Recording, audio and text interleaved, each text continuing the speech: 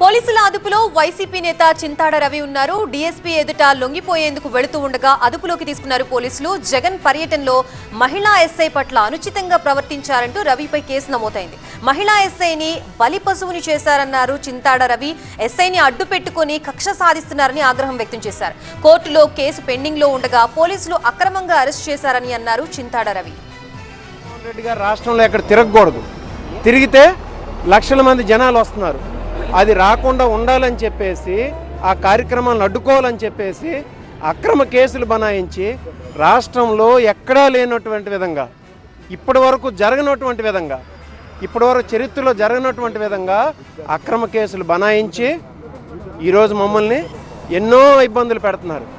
మేము లీగల్గా ఏది జరిగిందేంటి, ఆ రోజు నేను చెప్పాను, ఒక జరగనటువంటి కేసు, జరగనటువంటి ఇన్సిడెంట్, ఆ రోజు ఏమీ జరగలేదు. ఆ జరగని ఇన్సిడెంట్ని పట్టుకొని ఏదో జరిగిపోయినట్టుగా ఆ ఎస్ఐ గారు మేడం, ప్రవళిక మేడం అనే ఎస్ఐ గారిని పెట్టి ఆవిడ్ని బలిపశువుని చేసి ఈరోజు మా మీద కక్ష సాధిస్తున్నారు.